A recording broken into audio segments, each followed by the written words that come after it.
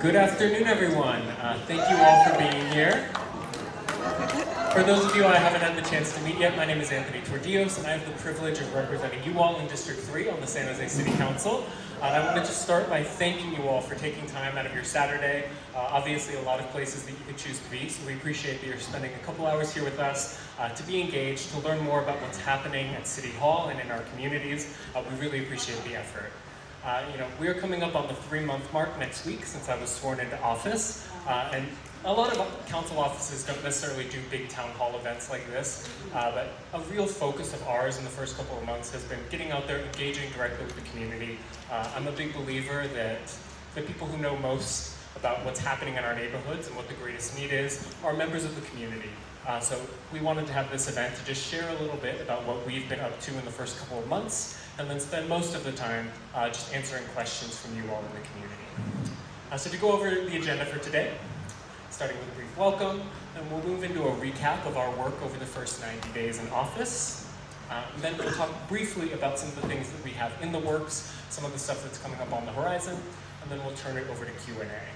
For folks who are RSVP'd in advance for the event, we had the opportunity to collect your questions. So we'll start with those ones that we received in advance. And then if you have any questions that come to mind as we're going through the event, we have note cards. You can write your questions there, get them turned over to a member of staff, and then we'll address those questions at the end. So what have we been up to in the first 90 days? Monday will be 90 days. Obviously, setting up a council office is a bit of an endeavor. And the first major challenge that we face, and a really important one, is actually hiring quality staff. Because all of our incredible staff in the District 3 office are the folks who are actually going to be answering the phones, responding to emails, attending community events, and helping support all of the work that we're doing on the policy side. So at this point, we'd love to invite the members of the District 3 office up onto the stage. And if you could just introduce yourself, describe your role in the District 3 office, and then maybe share a little bit about what you do in the neighborhood to support the community. Hello everybody, nice to meet you all. Those of you I have not met. My name is Ray, it is spelled R-A. Thank you. I am the executive assistant for the office. So if you ever want to set up a meeting with a council member, it is usually me that you will be talking to. And I get to learn about all of the super fun events that your neighborhoods and all of your other nonprofits and businesses put on in the city, in the downtown and District 3 area, which is one of my favorite parts of the job. Hey everyone, my name's Elizabeth. I'm the communications director in the District 3 office. So I help put on events like this. I do our bi-weekly newsletter, so if you read that, thank you. We work really hard on it. I manage council members' social media, and then I have a couple neighborhood association assignments. I have Goodyear Mastic, and I have Spartan Keys. Good afternoon, everybody. My name is Alexander Cavazzo. I serve as Chief of Staff for the District 3 Council Office, and I have the privilege of leading this incredible team that we have here on behalf of Councilmember Anthony Tordillos. Thank you for coming out today. Hey everyone, I'm Sean Danino. I'm Anthony's Policy and Legislative Director, so do a lot of work around housing access and affordability, transportation, downtown revitalization, and public safety. Amazing. Round of applause for the incredible District 3 team. We could not do the work that we do in our office without all of them. And one other person that I did want to call out who couldn't be here today, unfortunately, but who many of you have met before, is Daniela. And Daniela has been with the District 3 office for many years now, and we are very fortunate that she has chosen to stay on in her role as Community Relations Director. Hold on, something happened. I'm so sorry. Okay, I bumped the projector. Sorry, council member. One moment. Oh no. Okay, we'll go to the next slide and you can talk. Okay. Okay. Well, while we are sorting out the technical difficulties there, one of the major focuses that we've had in the first 90 days, as I said, has just been getting out and being in community with all of our different neighborhoods across the district. So in our first 90 days, I've visited 15 different neighborhood association meetings, all across District 3. We've also participated in 5 litter pickups in every corner of the district. We've gone on 5 neighborhood concerns walks, out there with community leaders, Again, I think that the people who know our neighborhood issues best are members of the neighborhood. So we've spent time walking the district and just learning about the dangerous intersections, the hot spots for illegal dumping, the places where the sewers are backing up or the storm drains aren't working properly, so that we can have a really close to the ground understanding of some of the issues that you all encounter in the neighborhood every day. Other things that we've done in the first 90 days include our community advisory committees. So these are basically small resident-run committees that we set up whenever we have a new emergency interim shelter or a new permanent supportive housing project. These facilities are really important. We're going to need a lot more of them throughout our community, but they often do come with changes and impacts to the surrounding neighborhood. So these committees offer a chance for residents to come together, meet with members of our office, representatives from various city departments like DOT, SJPD, the Housing Department, Beautify SJ, to, as these sites come online, relay concerns, get questions answered, and hopefully improve the operating of these facilities in the early days so that they can work for the residents of the facilities, but also work for all of our existing neighbors. And then the other most fun thing that we get to do is all of our school events. So far we've had 5 walk to school events where we either walk with parents and students on their way to school in the morning or serve as temporary crossing guards, making sure that parents and students have a safe route to school in the morning. These are some of the things that I've personally done in the first 90 days, and then our incredible team has been out at dozens of additional community events, neighborhood association meetings, again, just getting feedback from the community and making sure that we have our ear to the ground in terms of issues as they emerge across the district. Another major priority for us in the first 90 days has been filling open vacancies on our various city commissions. I served on the Planning Commission before joining City Council, so I know how important these commissions are and how important it is to have that local representation for District 3. When we came into office, I think there were 7 open commission vacancies specific to District 3.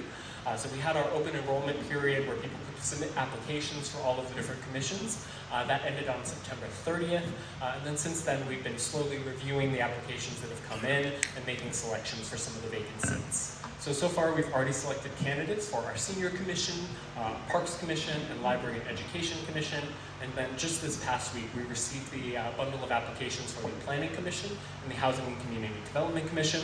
So we're in the process of reviewing those applications and hopefully moving swiftly to get those vacancies filled as well. Another thing that we've done just to communicate and get the word out about what we're doing in the District 3 office with residents is our newsletter. So very excited that we were able to launch our new District 3 newsletter in September. We've had 3 editions of the newsletter so far, 4 editions of the newsletter so far. They come out every other week. We have a QR code here, and there'll be additional opportunities to see the QR code at the end of the program. So you can sign up there as well as see the archive of previous editions of the newsletter. But by far the most important thing that we do in terms of interacting with the community is handling all of the cases that you all open when you send in an email or leave us a voicemail or stop by City Hall. I don't know what it's doing. I'm so sorry, Councilwoman. Well, as that's getting sorted out. So the casework is a really important part of the job. This is something that is split across all of the different members of the team that you met earlier. And we've had a bit of a transition as we've come into office. There wasn't necessarily much of a case management tracking system when we came into office, but in September we actually onboarded onto a new citywide system powered by Salesforce that is managing all of our constituent casework, tickets, and resident concerns. So there's been a bit of a learning curve as we get that process set up, and as we work with the IT department to understanding the reporting tools so that we can have a centralized place to manage all of our casework. To give you a sense of the scale of what we handle in terms of casework and tickets. So since we came into office in August, we've had over 2,700 tickets opened with the office. In that time, we've managed to close about 2,300 of them, but we have over 400 cases that are still actively being explored. We're working with city departments to find the right owners for some of these issues and working on responding and getting answers to questions with you all. The graph at the left has an example of just some of the different breakdown of what types of emails, calls, and tickets we get from residents. The largest category is actually support letters. So this is when we have something coming up on a council agenda, maybe there's a development project, a proposed policy change. It's very common, and we actively encourage members of the community to write in with your perspective on what council is voting on. So that's the biggest chunk of emails and letters that we get. But close after that are issues related to housing and homelessness. I know that this is an issue that is very prevalent across every part of District 3. So this can be reporting encampments, flagging potential unsafe situations, inquiring about lived-in vehicles or RVs in certain neighborhoods. So when we receive these tickets, we make sure that we are reporting the encampments in the city's centralized encampment reporting tool. We can loop in stakeholders from the housing department, from Beautify SJ, from the neighborhood quality of life unit if that's appropriate, and work to get those issues resolved. And then the next couple of categories there are parks issues, trees issues, traffic safety issues, and cleanliness. So this is kind of a longer tail of issues related to illegal dumping, broken park benches, trees that may need additional maintenance, and also traffic safety issues. Unfortunately, in the past couple of weeks, we've had a number of traffic fatalities in District 3, including a pedestrian fatality in Guadalupe, Washington, just 2 weeks ago. So as part of evaluating those traffic safety concerns, this allows us to, again, make sure that that data is passed along to DOT for prioritization when they make capital improvements into our streets, like traffic calming, speed bumps, things like that. And we'll have a little bit more to say on traffic safety and how you can flag particularly unsafe streets and intersections in your neighborhoods a little bit later in the program. Okay. So that kind of covers what we've been doing in coordination with you all in community. This next section is just a little overview of what's been happening actually in City Council, since the major thing that we do on City Council is actually pass policy. So as a collective council, some of the major things that have happened in the first 3 months. We came to an agreement with the Sharks to jointly invest in the rehabilitation of the SAP Center. And the exciting bit of news here is that that agreement guarantees that the Sharks will stay in San Jose for the next 25 years. So something that I think we can all be excited about. It's a high priority item for the city because the Sharks have a huge economic impact. They drive a lot of foot traffic and customers to our local businesses. They help to support our local hotel sector. And it's also just a point of hometown pride, making sure that we can keep our local sports team here in San Jose for decades to come. We also came to an agreement to renew our police union contract. As I'm sure many of you know, we've had difficulties with recruiting and retaining police officers for many years in San Jose. So coming to this agreement with our police union is an important step in making sure that we can continue to retain officers and get new folks coming into our academy and actually choosing to serve in San Jose. We view this as an important part of the overall public safety question, alongside other interventions like the trust program. And then finally, just given everything that's been happening at the federal level, supporting our immigrant communities and finding ways to be innovative in terms of how we stand with our immigrant communities has been a major focus for City Council. So I want to highlight 2 policies, both of which passed unanimously at City Council recently in that vein. One is a new policy led and spearheaded by Councilmember Peter Ortiz, which actually requires ICE agents to identify themselves to residents. One concern we've seen kind of across the country is that when you have masked officers, when you have people who have no visible identification, it becomes very hard for residents to actually have confidence that the people that they see on the streets are federal agents. And then that opens all sorts of public safety questions, including lack of trust in local law enforcement. So this new policy requires identification and bans the use of masks to conceal identity of federal agents. And the second one, which actually just passed last week, is a new prohibition on the use of any city property for ICE operations. So if we were to see any sort of larger scale mobilization of ICE within San Jose, they would not be able to use things like city-owned parking lots or buildings or other facilities as staging or any other sort of support for their operations in San Jose. So that's some of the stuff that we've been doing. Yes, I think that deserves a round of applause. So that covers at a high level some of the overall accomplishments of the council over the first 3 months, but I wanted to zero in on a couple things that our office has had a more direct hand in. I'm very proud to say that despite being new to the 18th floor, that our office is already one of the most productive offices in terms of actually passing legislation. So we've signed or submitted 9 memos so far, 8 of which have actually been passed. So we're very excited by some of the early wins we've been able to have on the policy front. One that we worked on with a number of my colleagues is actually taking a firmer stance against blight, and in particular negligent property owners. So the council passed a policy earlier this year that actually quintupled, so 5x, the total maximum fine for large institutional property owners who fail to maintain their properties, who allow them to fall into disrepair, become a public nuisance, or a safety hazard for the surrounding neighborhood. So we're hopeful that by increasing both the daily fine and the maximum total fine that we can leverage against these properties, that we can start to nudge some of these long-term absentee and negligent property owners into being better neighbors in downtown and throughout District 3. Another one, and this is something that just passed council this past week, is a twofold policy, one of which is a moratorium on new smoke shops throughout the city. So no new smoke shops or tobacco shops should be opening anywhere in the city over the next 2 years. And then paired with that policy is a ban on sale of nitrous oxide, or whippets, in any smoke shops or similar retailers in the city of San Jose. For folks who aren't aware, whippets and nitrous oxide has been a bit of a public health emergency in recent years. There's been this spike in recreational abuse of nitrous oxide, particularly amongst young people coming out of the pandemic. And for many years, it was actually possible to walk through downtown and some of our other neighborhood business districts and see smoke shops where people were just advertising and selling industrial scale whippets right in their storefront windows. It's pretty clear that legitimate restaurant and food service businesses are not sourcing their nitrous oxide from smoke shops. So this was really a case where something that was already illegal at the state level, recreational sale and use of nitrous oxide, was difficult to enforce at the local level. So with this new ban, it will make it much easier for our code enforcement department and our SJPD officers to actively patrol and enforce when we see people illegally selling whippets and nitrous oxide for recreational purposes. So something that will hopefully help to close this entryway into this dangerous drug for our young people. And then finally, 2 housing-related measures that our office led on that I'm very excited about. The first is related to the funding agreement for Gateway Tower. This is a new affordable housing high-rise going up in the heart of the SoFA district in downtown. And as part of this, given that it was in our arts district, we spent some time engaging with artists and arts advocates in the downtown core to learn more about some of their struggles. One of the big things that they flagged is that given the high cost of living, which obviously impacts everyone in the district, but that for working artists, it made it really hard to actually stay and work in San Jose.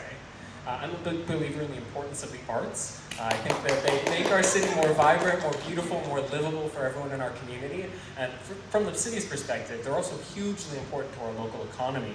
They drive an immense amount of visitors, hotel stays, people coming into town to see an exhibit or see a show, and then patronizing some of our local businesses. But obviously, you can't have an arts community and an arts economy without artists.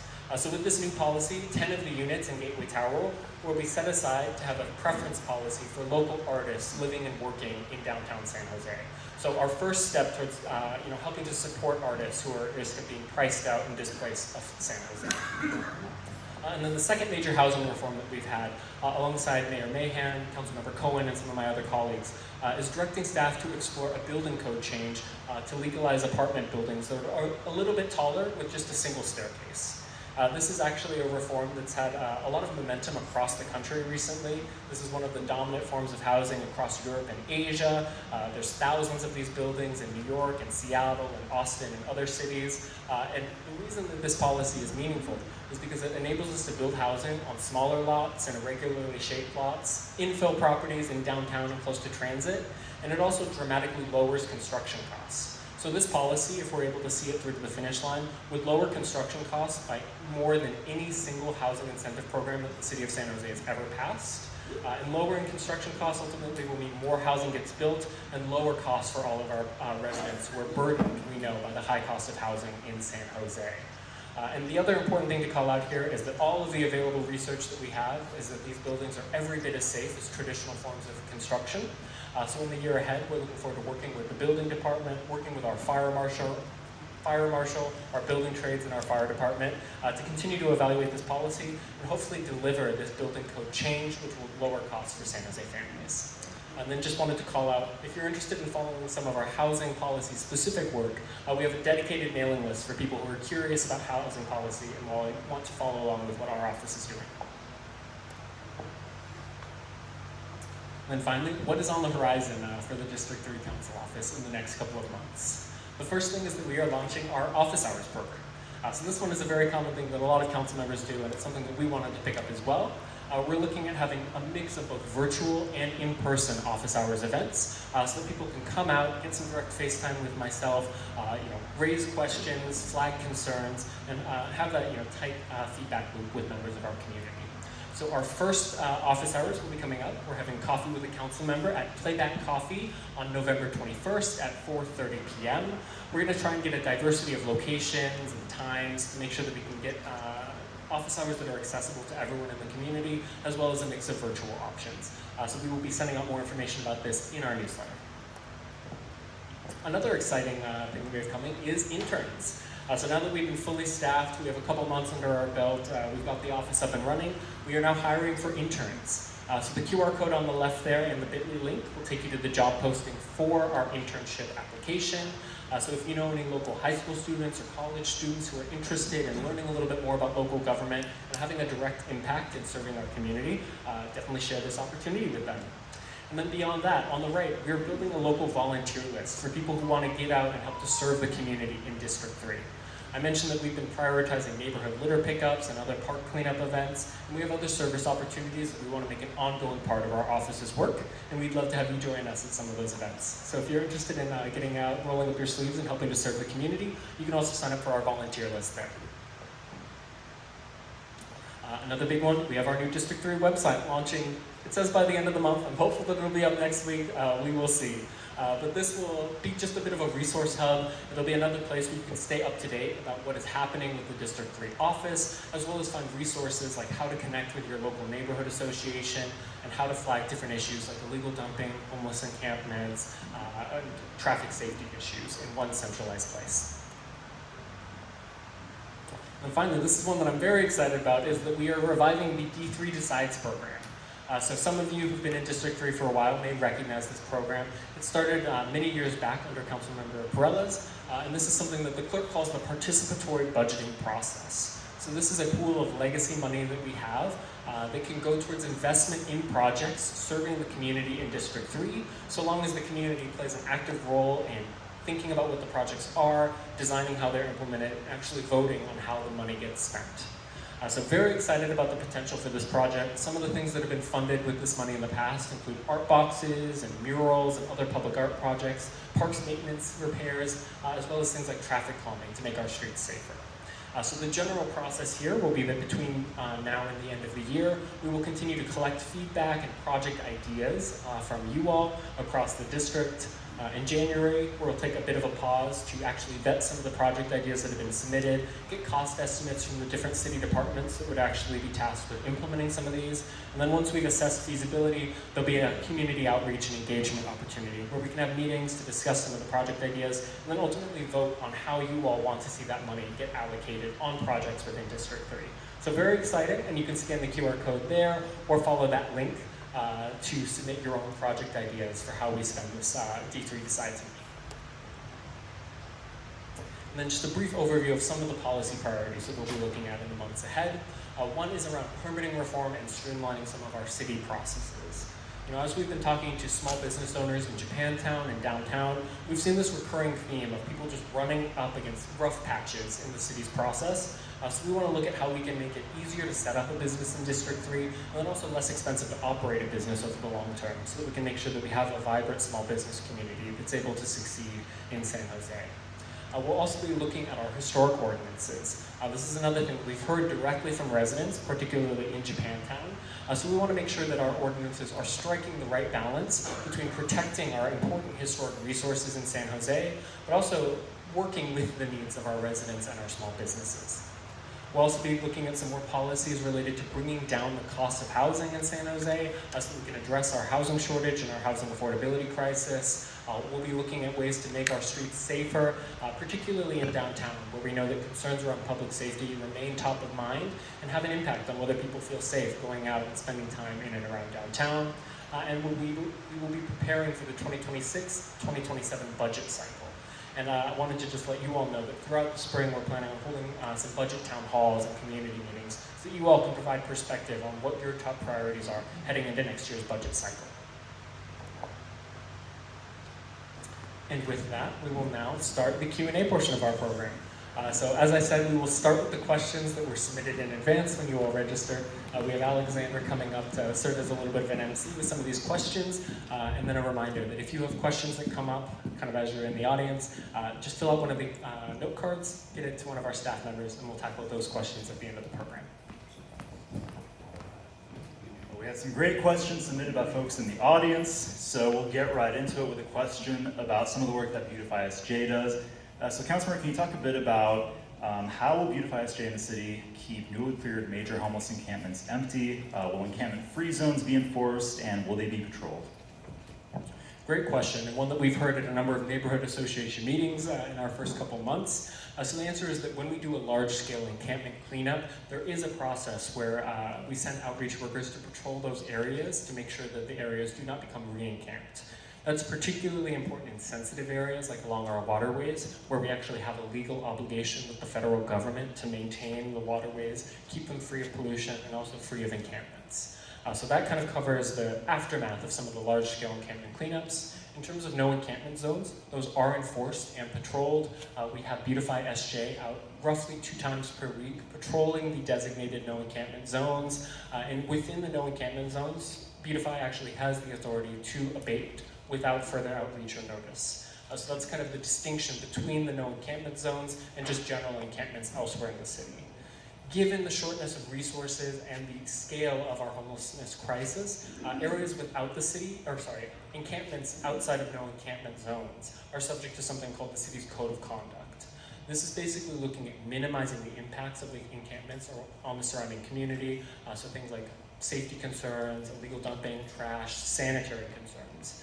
So for encampments that are outside of no encampment zones, we still prioritize sending outreach workers out. We still prioritize trying to get people services, get them connected to housing, get them off the streets, but they are not subject to abatement in the same way as long as those folks are following the city's code of conduct and are not posing any sort of safety concern to the broader community. And then finally, the only other group that I would flag here is the new SJPD Quality of Life Unit. They also help to support Beautify SJ in addressing concerns, both in no encampment zones where they may need assistance with abatements, but also whenever you run into issues where there may be a safety concern related to an encampment.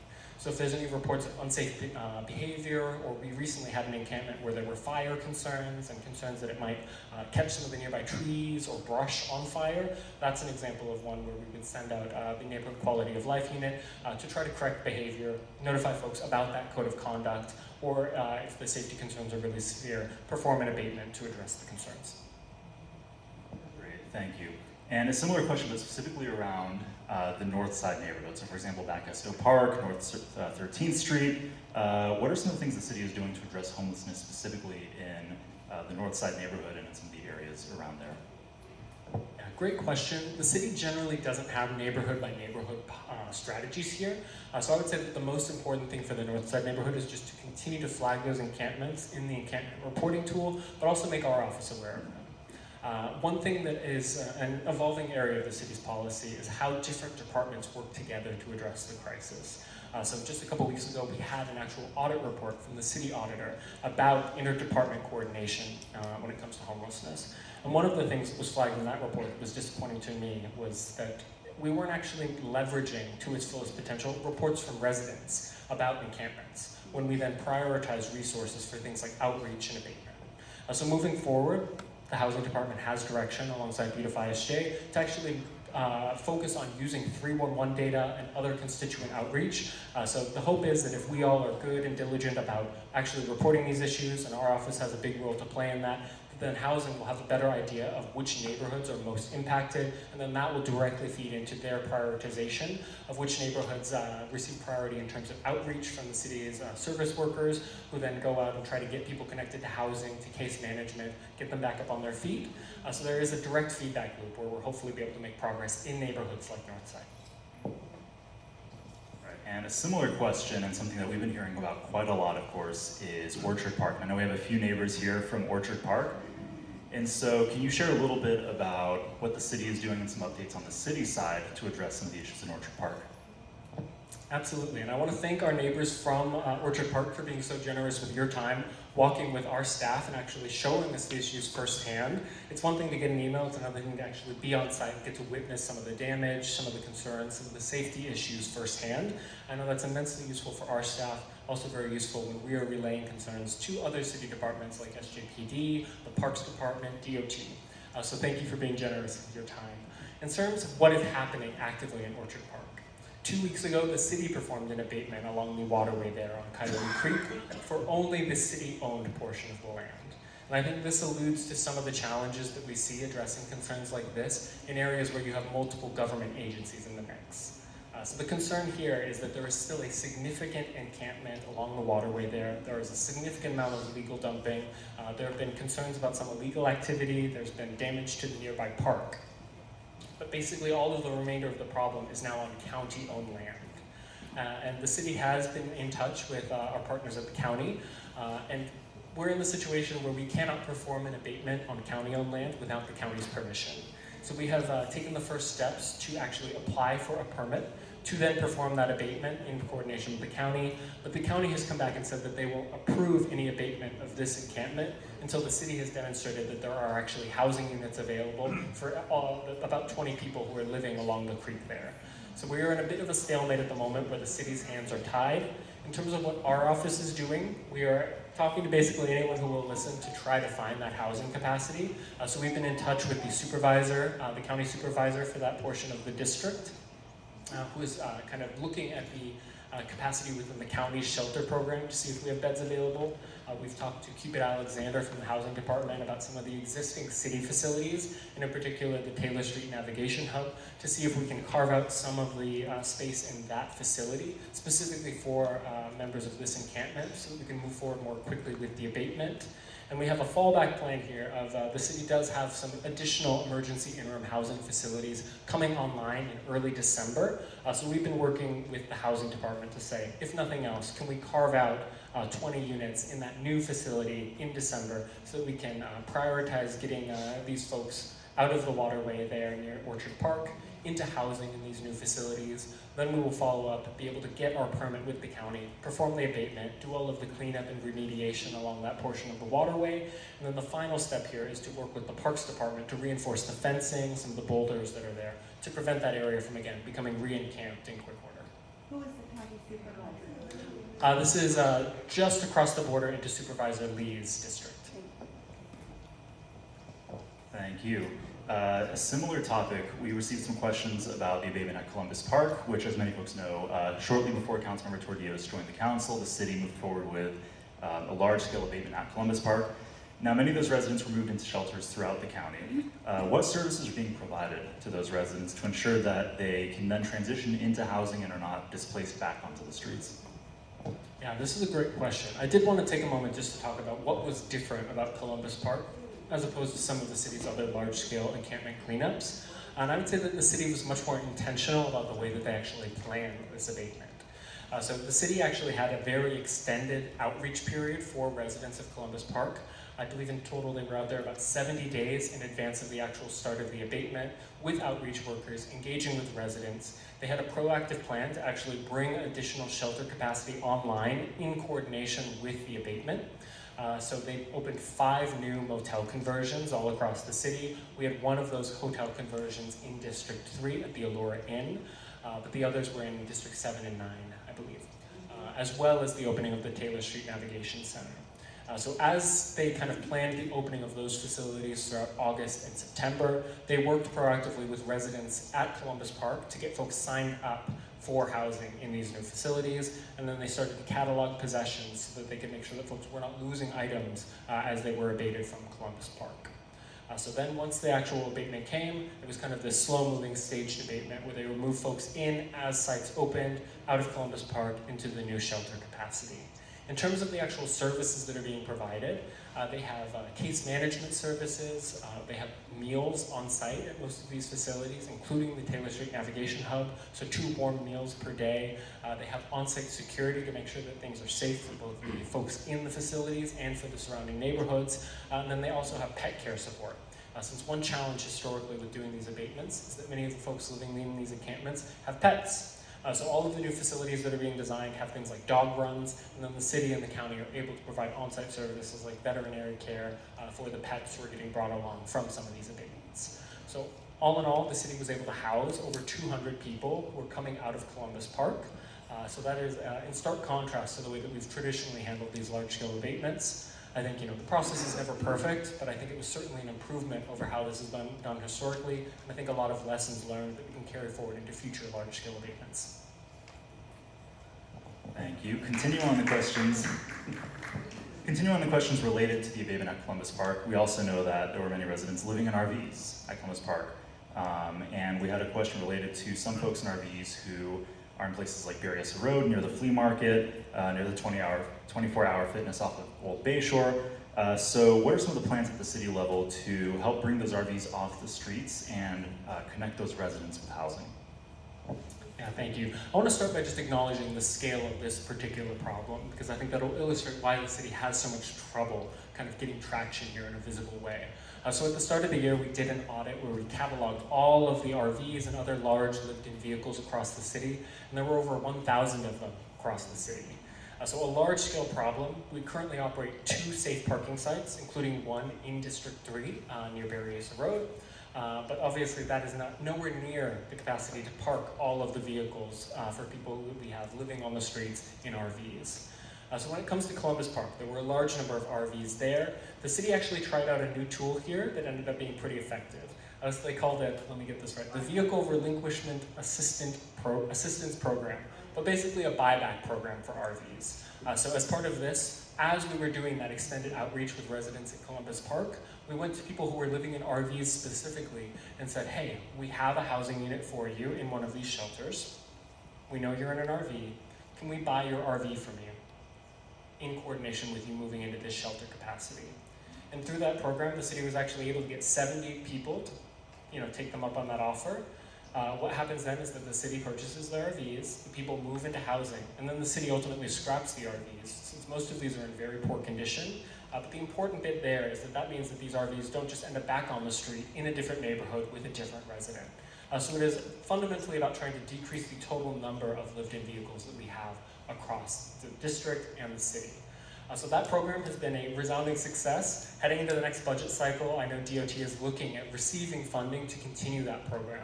And what that would mean is that then, as opposed to just focusing on the abatement at Columbus Park, when we have outreach workers who are going out to RVs in residential neighborhoods throughout the city, we could potentially offer the same trade for them. Say, we have a bed for you. Why don't you let us buy back your RV and we'll get you into housing?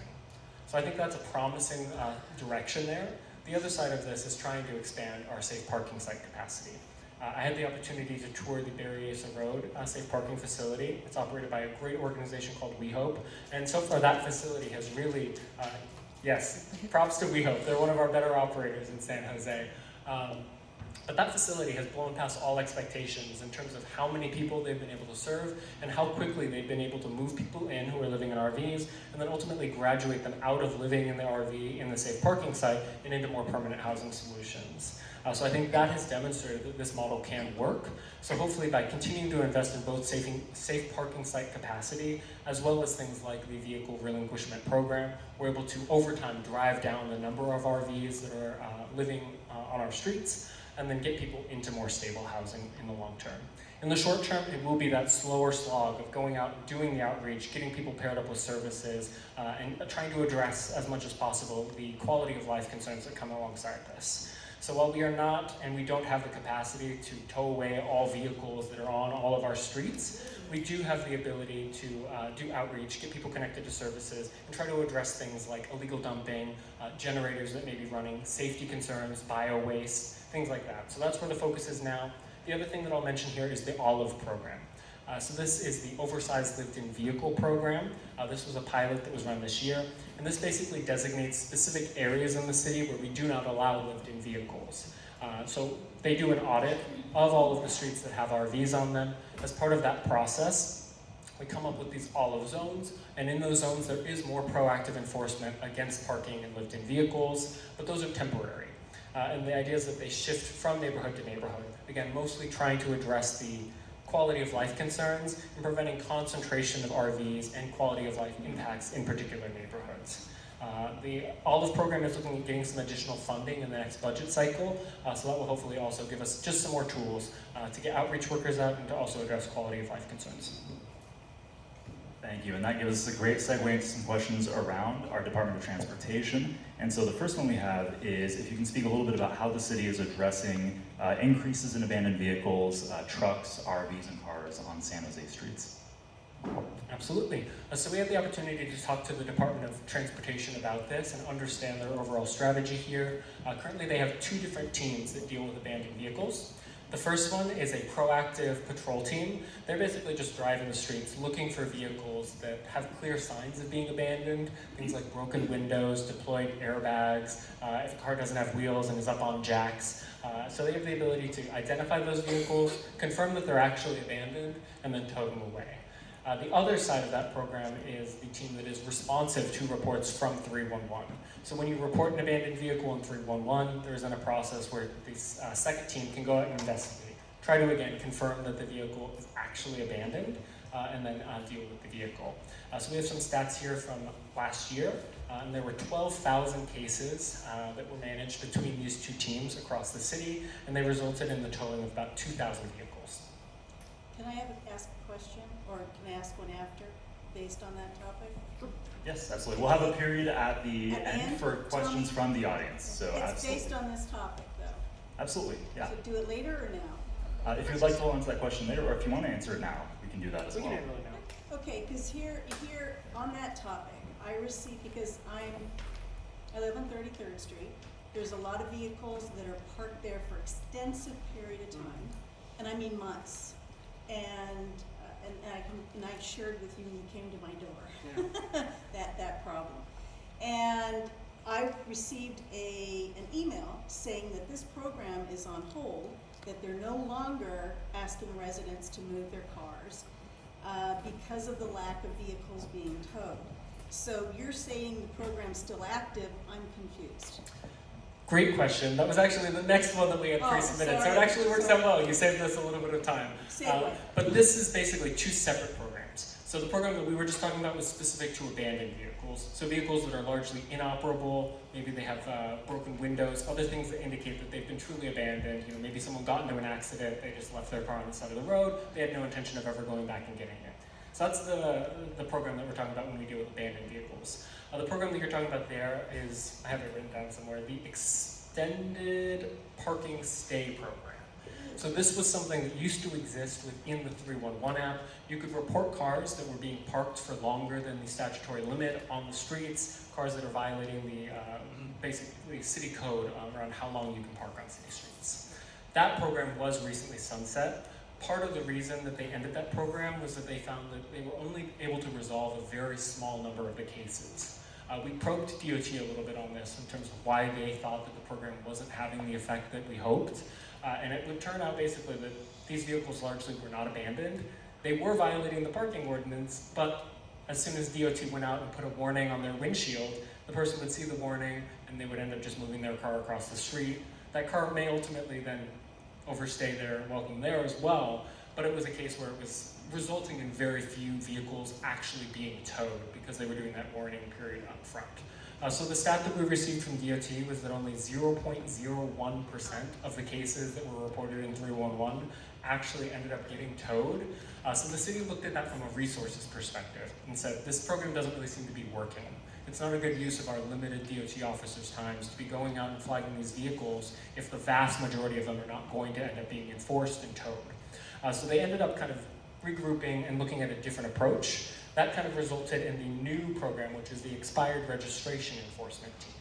So this is kind of a successor to that program that is specifically looking at vehicles that have expired registrations. So as part of that program, there's 2 classes of enforcement that happen. For vehicles that have registration that is more than 6 months expired, but less than 1 year expired, there is a citation that can be issued. And for vehicles that are on the streets where their registration is expired by more than a year, they can directly tow the vehicles.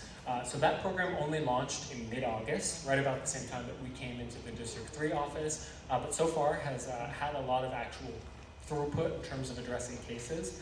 So DOT, the latest numbers that we have from them is that there have been 470 citations and 450 vehicles actively towed as part of that program. So the early indication, Since August? since mid-August, yes. So the early indication is that that program is just having more success in terms of actually getting to an enforceable outcome than the old program.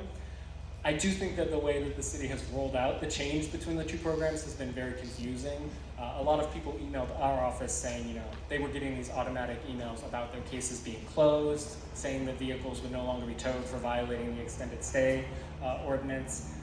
I think having that be the automatic messaging, your ticket's closed, we're not doing anything, without informing people about the new program that was taking its place, led to a lot of confusion in the community from people who thought that we were just abandoning trying to even solve this problem.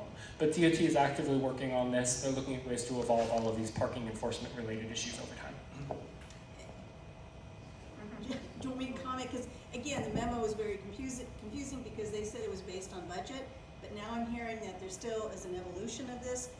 There are still some challenges even with this evolution, which I'll reach out to your wonderful staff. Sounds good, thank you. Is it 311? Sorry, Expired registration, is it 311 to report?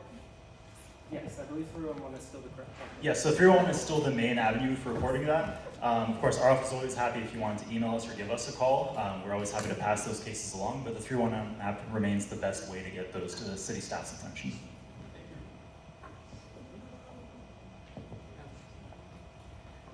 Okay, so on a similar note, and this is a similar question, but I want to specifically call this one out because I know our office has been thinking about strategies to address this. But what is the city's process for handling oversized or box trucks that remain parked long-term in residential or commercial areas and sometimes block folks' driveways and present issues like that in neighborhoods? So I appreciated this question because this was something that I knew very little about. So getting this question in preparation for the town hall gave us the opportunity to actually talk to DOT and understand the current lay of the land here. So first off, I'll say if there are vehicles that are blocking driveways, those can be enforced. Traffic enforcement and SUPD are the right route to route those calls. But to the broader question of just large commercial vehicles that are parked in residential areas, we actually learned that there's very little in the current city code that actually bans those sorts of parking issues. The figure that we got from DOT was that unless the vehicle exceeds 10,000 pounds, there's nothing in the city code that bars it from parking in residential areas. So that is kind of the current lay of the land here. But we are obviously, going to listen to residents' concerns, continue to talk to DOT, and see if this is something that it makes sense to update city policies. Thank you. I want to get now into a few questions we received around our parks and our neighborhood services. And so we've had a couple of folks who reached out asking about the use of Roundup or glyphosate in parks. So do you want to talk a little bit about what the city is doing to phase out the use of that? Yes, we get this question frequently, and I can say that I have mentioned it to our parks director in every single one of our one-on-ones. We haven't gotten a firm timeline for the 100% ending of use of Roundup in our parks, but the city has made some progress here. So in the past couple of years, they've cut usage of Roundup by about 50%, and they've also set up some safety protocols to try to limit the exposure risk here. So some of the things that they do, they don't use Roundup near playgrounds or near dog parks. They also have noticing for when Roundup is going to be sprayed in the parks. And they keep staff on site after Roundup is applied for several hours until it is fully dried to, again, minimize the risk of any exposure that could be hazardous to people. That said, they still have expressed that they have a longer-term goal of getting to the complete abolition of Roundup usage in our parks. We have not been able to pin them down in terms of a firm timeline, but they have let us know that they are looking always at alternative ways of dealing with weeds, things like manual extraction. It can be difficult depending on the specific area that they're trying to treat, but we will continue to raise this issue with our Parks Department. On the topic of keeping some of our District 3 park and recreational spaces clean and well maintained, what are some of the short and long-term plans for the Guadalupe River Trail, in particular revitalization and security, and are there milestones in place, such as, for example, some of the major sporting events that we have coming up in 2026? Absolutely, and this is actually an area where there's been some good progress recently. So as part of the mandate that basically came down from the federal government to address our waterway issues in terms of encampments, there's been a concerted effort to clean up encampments along Guadalupe River. That has resulted in some improvements along the waterway there. We see fewer encampments, less debris along the trail itself, And as we've seen those investments come online, we've seen more people actually taking advantage of our trail network in and around downtown, which is good to see. But there's definitely still room to continue to invest in improving the trail network. Some of the things that are actively on the horizon are capital maintenance programs to actually fix lights along the trail network that are broken. Address some places where there's cracks in the pavement that could pose accessibility or tripping hazards, as well as just trying to maintain the vegetation, remove invasive plants, improve the overall quality of the experience along the trail network. The vast majority of that work is planned to actually be complete, at least for the central areas of the park, kind of closest to downtown and the areas where people are likely to visit, who may be in town for some of the large-scale events next year. So we're excited to see that there is this kind of focus on immediate results in the most used parts of the trail network. I'll say that recently I had the opportunity to visit Atlanta on a Chamber of Commerce trip, and one of the things that we actually toured when we were there was their trail network. They call it the Atlanta Beltline. So we had a couple other members of the city council, my colleagues on that trip, and we were able to kind of see the way that Atlanta has really turned their downtown trail network into an asset that has helped to encourage development, has spawned some new parks, has really just been a boon for economic development in the city. So I think that's gotten a lot of folks at City Hall thinking about how we can better leverage, better maintain, better invest in our own trail network downtown, particularly near Guadalupe River, as an overall asset to downtown. Thank you. Another question we received is that we know that one of the major quality of life and public safety issues across the city of San Jose is reckless driving. So sideshow activities, excessive speeding, street racing. Do you want to talk a little bit about what the city is doing and some of the things that we're thinking about here in the office to address some of these issues? Absolutely. So first off, I would say if you see any sort of this reckless, dangerous driving, the first thing that you should do is notify the police, because they're the ones who are going to be able to respond most quickly to try to apprehend people who are violating the law, putting people at risk with the reckless driving itself. But the next best thing that you could do is to actually notify our office. Because we have a direct line to DOT, we can track where these sideshows, where people are doing donuts, people doing street races actually are. And the density data in terms of where we're seeing reports will help to inform where we push on DOT to actually make capital investments in actually improving street safety. So one of the forms that we will have up in the final slide of the presentation will take you to a little site where you can actually flag dangerous streets and intersections in your own neighborhoods. We're planning on using all of that data. We'll also send out that survey in the newsletter. But we're planning on using that data to, again, just provide more visibility to DOT from a community perspective about where we're really seeing the hotspots in terms of dangerous driving in places that could use traffic calming measures like curb bulb outs and speed bumps. Thank you. One of the major challenges the city has run into when trying to connect unhoused residents with services and address encampments is the issue that sometimes these encampments are on Caltrans property where the city does not have jurisdiction. So can you talk a little bit about what is the process for coordination between the city and Caltrans when you run into those issues? Because of course we hear very often from residents about encampments where unfortunately the city's hands are sometimes tied. So what is the process there? Yeah, great question. And this is very similar to what I was saying before about some of the issues in Orchard Park. So in that case, not Caltrans property, but county-owned property. And whenever you have different agencies who actually own the land, it becomes much more difficult for the city to kind of directly control the process. For Caltrans, the process has historically been that we receive reports from residents, we file a ticket with Caltrans, and then we're basically up to the whims of Caltrans to actually prioritize those abatements. And the only real tool that we have is using our intergovernmental relations teams to try to push Caltrans to prioritize some of these issues. When there are emergent issues where there's an immediate risk of public safety, we can leverage SJPD to address the immediate concerns. We had an encampment south of San Jose State University near the 4th Street on-ramp. There was an encampment where there was frequent fires, and due to the density of the vegetation, the hedges, the trees right there, and the close proximity of the homes, there was a real concern that the fire could get out of control and then, result in damage to the immediate neighborhood. So that was a case where we were able to send out SJPD. They let them know about the dangers of the fires, reminded them of the code of conduct to try to address the immediate safety concern. But an actual abatement is, again, not something that we can do on Caltrans property. That was until somewhat recently. So just a couple weeks ago, the city actually announced that they signed what they call a delegated maintenance agreement with Caltrans. And this is an agreement that actually gives the city the ability and the permission to go onto Caltrans property, perform abatements, and then bill Caltrans to receive a reimbursement for the cost that the city incurs. So the current agreement, I will be honest, is very limited. It only applies to certain areas of Caltrans property, and there's only been so much money kind of thrown at it in terms of reimbursements back to the city. But I'm hopeful that we can show that that small-scale program can be a success, and that will then give us some latitude to renegotiate with Caltrans, get that agreement to cover more areas. I mentioned doing neighborhood walks earlier. One of the neighborhoods where we did a walk recently was in McKinley Bonita. We got to see directly adjacent to the McLaughlin off-ramp off of 280, some significant encampment activity that was causing concerns for nearby residents. There were people kind of encamped directly behind people's backyards.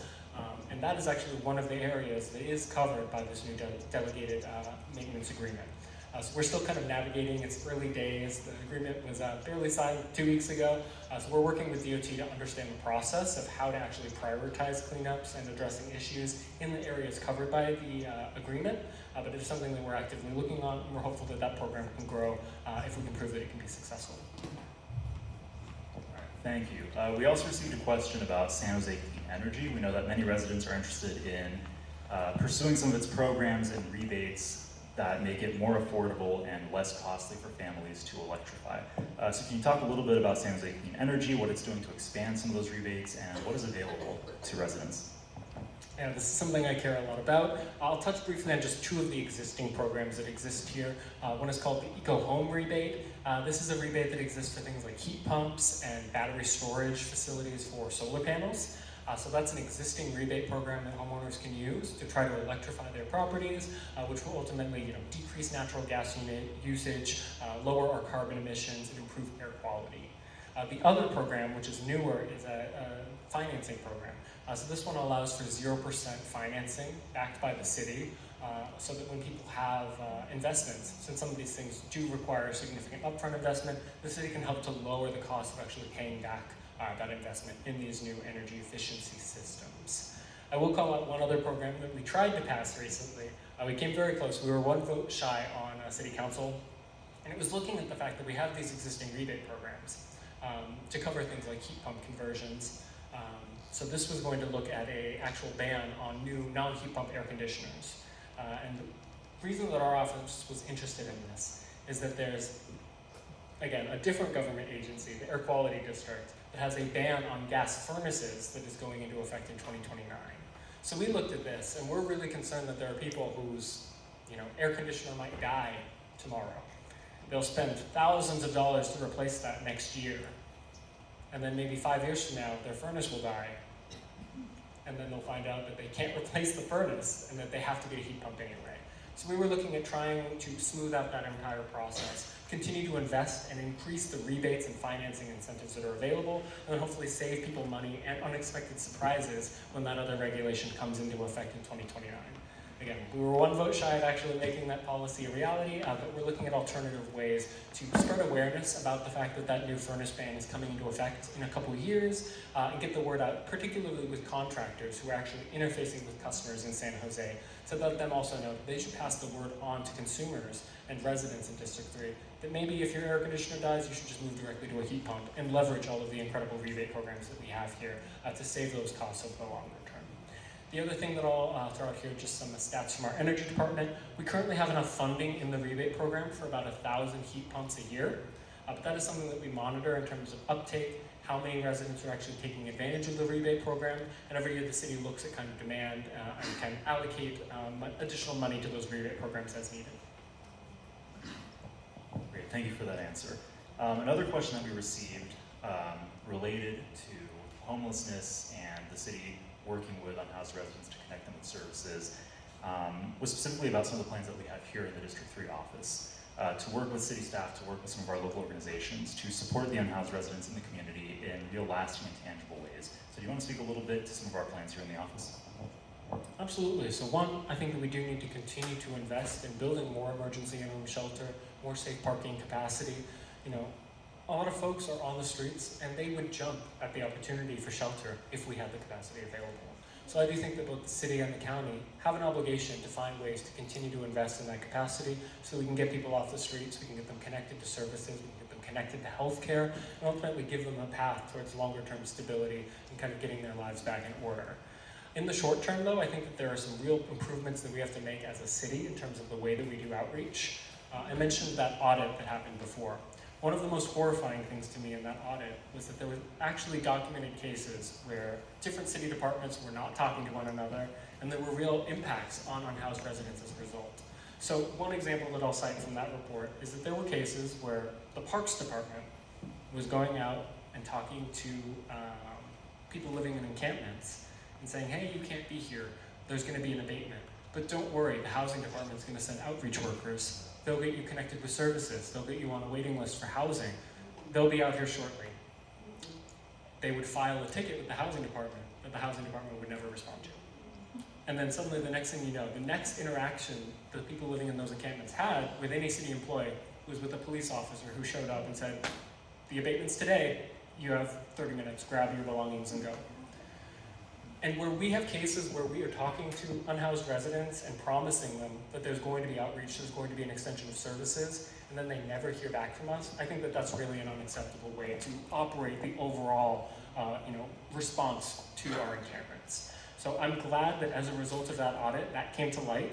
There is now, again, direct direction to the housing department and other departments to have closer coordination, to have a direct line so that when we have one set of city workers going out and making promises to people living in encampments, that there is a centralized place to then refer those tickets over to housing and make sure that if we promise that outreach workers are going to come out, they actually come out. So again, one example of one of the many ways where people fall through the cracks, where there's mismatch in processes, where there are concrete ways where the city really does need to do better by our unhoused residents. I think there's some low-hanging fruit in terms of processes there. There's the need to continue to invest in additional shelter options in the longer term. And then ultimately, I still do believe the only long-term solution here is abundant affordable housing. Because shelters, we know, are not a long-term solution. Ultimately, we're going to need more affordable housing capacity and more permanent supportive housing capacity so that we have somewhere for people to move into after their time in shelter. Thank you for that answer. We have a couple last questions because I want to make sure there's time not just to get to the note cards, but also for some time for Q&A from folks in the audience. So just a couple of questions here. One is around safety improvements. So for example, we received a question about speed bumps on McKinley Avenue. So what are some of the options residents have when they see opportunities for safety improvements on their streets in terms of working with the District 3 office? First and foremost, you should let our office know. So I mentioned we will have a form that we will be sending out. Oh, yeah. So this QR code will take you to a little microsite that we put together for the town hall. One of the links. That's directly to that. Oh, never mind. This is directly for the traffic safety things. Thank you, Elizabeth. So this will take you to a form where you can actually flag if there's a particular stretch of road where people are speeding, if there's an intersection where people are always doing donuts, if there's a place where you think there should be a stop sign or a roundabout or traffic or speed bumps. You can let us know that here. We will again take all of that data, take it into our meetings with DOT. There is a far too small, but something in our actual district-specific capital budget to directly invest in traffic safety improvements. We have our first meeting with DOT actually coming up in a couple weeks to understand the process of how we prioritize projects through that capital fund. So we wanted to make sure that we get this up in front of you all and in our newsletter so we can start to collect that data about where people are seeing the most concern about danger on our streets so we can get work with DOT to make improvements there. And that'll be an ongoing thing that we're tackling every single year that we're in office. All right, well, thank you to all the residents who sent in questions ahead of time for the town hall. I want to now move on to some of the questions we received on the note cards from folks who came in today. So we can go ahead and hit the let so I can read those questions. And then we're going to go ahead and get started. So we have a question, again, related to some of the earlier questions on San Jose Clean Energy, around some of the climate action the city is taking to get us on track with meeting our climate targets. So can you give us a quick update on some of the actions the city is taking, as well as some of the initiatives our office has led on to get us back on track in addressing climate change? I can, and the unfortunate news is that we are in no way on track to meet our 2030 carbon neutrality goal. This is one of the things that our office really hammered in on when we were talking about the previous set of REACH codes that would have taken one small but meaningful step towards electrification by banning new air conditioner units, pushing people towards heat pumps, again, something that we really think would save residents money. But we know that we need to phase out natural gas appliances. We need to be able to invest in things like energy efficiency retrofits. We need to continue to electrify our transport. As part of the Climate Smart Plan, where we set that very aggressive 2030 goal for carbon neutrality, it kind of came with a set of program commitments and a set of metrics that we would need to meet in order to be on track. And for the first couple of years, we had that curve towards carbon neutrality, and we were actually trending slightly ahead of the curve. But then we knew that there were certain markers we had to hit if we were going to stay on track. We had to have a certain number of the vehicles in San Jose transition from internal combustion engines towards electric vehicles. We knew that we needed rooftop solar to expand at a certain rate. We knew that we needed existing buildings to electrify and phase out natural gas appliances. We knew that we needed mode share away from cars altogether and towards transit. And on basically all of those measures, we are very far behind where we would need to be to hit that 2030 goal. So that was one of the arguments we took into that council meeting, trying to make some small but meaningful progress with the REACH codes. It ultimately fell one vote short, but it is something that we are talking about. And one of the things that we prioritized in that meeting was actually having our energy department and San Jose Clean Energy come back with an updated assessment. Say, okay, we're not on track for carbon neutrality by 2030. What are we on track for? And if we want to move closer to being on track, what are the sort of interventions that we would have to make to really start to drive down emissions, and what would the cost of those interventions be? So early days, but it is not looking good for 2030, but our office is looking at what we can do to try to get us closer to being back on track. Thank you for that answer. We also got another question around some specific ways that the city can help protect the rights and safety of our immigrant neighbors here in District 3. And so you spoke a little bit to some of the actions that our office has worked with other offices on for this. Do you want to speak a little more to that? Absolutely. I think coast to coast, really, we're really seeing local cities have to be creative and deal with something that traditionally they haven't had to deal with. Immigration enforcement is a federal issue. It is something that cities have traditionally not played that large of a role in.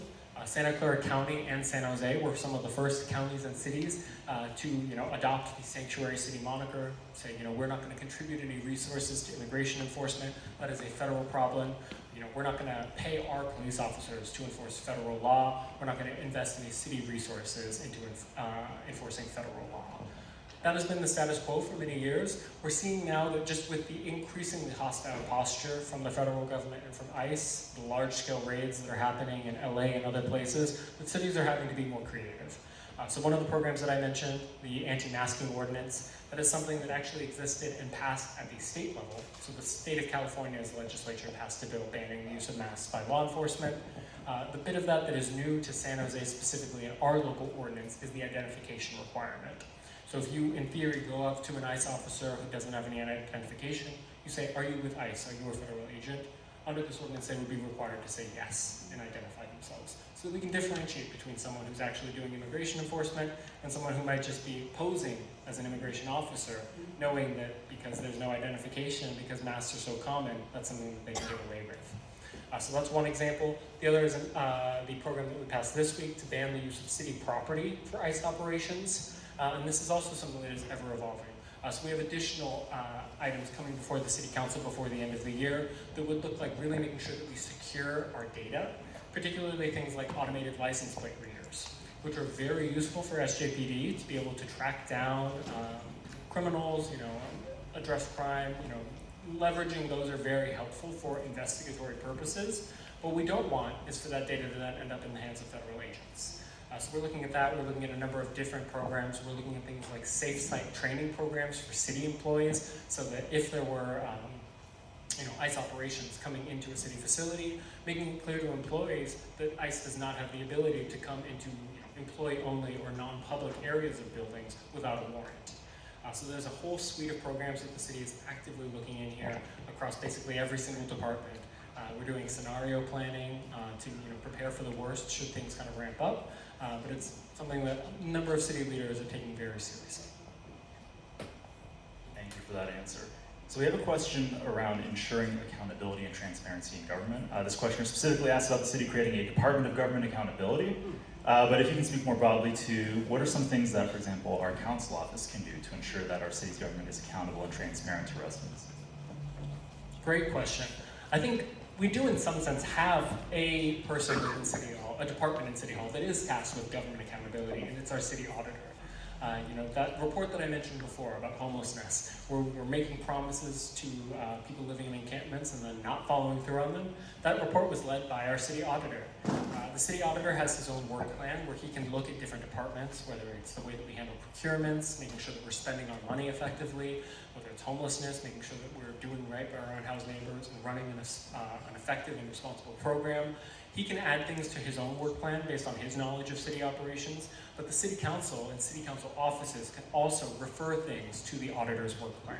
And many of the audits that actually end up on the auditor's work plan come from individual council offices. So if you have an area where you think that there are things that are slipping through the cracks, where there isn't enough accountability, the auditor's office has a lot of resources to really do in-depth investigations of current practices, but then also look out and identify best practices in other cities and other places to make sure that the city of San Jose is learning from what's working elsewhere and really making sure that we operate as effectively as possible for our residents. Thank you for that question. We have another question related to RV safe parking and safe parking more broadly. You alluded to some of the programming the city currently has, including in District 3, but can you speak a little bit about some of our council offices' interest in expanding successful programs around safe parking? Yeah, I would say two things here. One, I definitely believe that we need more safe parking facilities. The biggest barrier there is just finding the land and obviously the operational revenue to cover the expenses of the facilities. The land is the big one. Not all sites are suitable for this sort of facility. In other cases, they may be prohibitively expensive if they don't already have utilities, electricity, if they aren't paved. So finding the right location for these sorts of places is difficult. But it's something that we're always looking at options and evaluating, in particular, options to acquire land that could be good use for this purpose. The other thing that I think we should do is look at increasing the effectiveness, the density of our existing safe parking programs. So we have 2 sites currently, and having visited the Berryessa site and looking at the data, I think that site's running more effectively and having better outcomes than the Santa Teresa site. Yes, it's something that we've heard from a number of people in the community. So I think that as we look towards renewing contracts at some of our existing facilities, we should make sure that we have a competitive bidding process. And if there's a better operator who's going to have better outcomes, better engagement with our in-house residents, we should not be afraid to swap operators at some of these sites, adopt best practices, learn from what's working, and then transfer those learnings to other sites. And then finally, I'll just note, when I toured the Berryessa site, I was struck that it seemed like a large portion of the site was empty. And that was because it's run up against the capacity limit set by the fire marshal. So we've heard that there are certain things that we could be tweaked at that site to actually make space for more vehicles. So we should also look at, once these programs are up and running, are there ways to fit more vehicles on site? Are there things we can do working in coordination with the property owner to address some of the fire marshal's concerns? If we were to take some of those changes into account in coordination with the fire marshal and the property owner, we could actually fit about 18 additional vehicles onto the existing Berryessa parking site, which would be 18 more people who can move off of the streets, and 18 more spots that would be permanently available to cycle people through as we graduate people into more permanent housing options. So I think a number of different avenues that we need to continue to explore, expanding, but also improving our existing safe parking system. All right, that was a great question. Thank you for submitting that. We have another question now about parking. Specifically, this resident writes, no matter how much parking we have downtown, that is still the #1 reason I hear why people don't come here. Now, this is something that you've spoken about and that our office has been thinking about, so can you share a little bit about what we might be doing on that front? Yeah, it's a challenging problem, and I think different people run up against different parts of the issue. You know, when I walk about downtown, I frequently see parking garages that have hundreds of spaces available. But some people, they don't necessarily want to park in a parking garage. Maybe they want to park in a surface lot, maybe they want to use street parking. So we need to make sure that we have a variety of different types of parking available that kind of meet people's needs. I think one thing that we can do here is look at expanding the 90-minute free parking. I've talked to business owners in the SoFA neighborhood in particular, because they are further away from any of the city garages, and there's very little surface or street parking there. So I talk to business owners who feel like they're actually losing business because people just can't find anywhere to park to actually patronize those businesses. One idea that has been floated that, you know, it would be a significant lift, but we're going to work and see what we can do, would be to actually enroll the convention center parking garage on days when there isn't a convention in town into the existing 90-minute free parking that exists at the other city garages. So that's an example of something that our office will be looking at to try to address the immediate concerns of people trying to visit the SoFA district. But we're also looking at just the concerns that we hear from residents about what challenges you all are facing when it comes to parking downtown.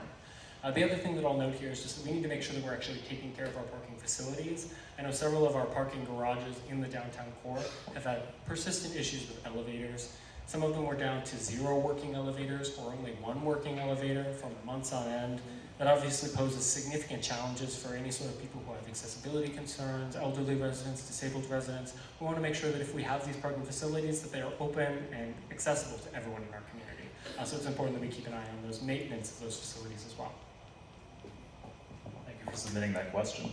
Another question that we received is around what the city can do to prepare our community here in District 3 and throughout San Jose for natural disasters, whether it's a fire or an earthquake. So what are some of the things that are underway that the city can do to help prepare for emergencies like that? Great question. So within the City Hall, there is the Office of Emergency Preparedness. I think that's what it's called. Management. But an office that is tasked with preparing for these sorts of disasters, having game plans in place so that if something happens, they're able to mobilize, emergency operations centers.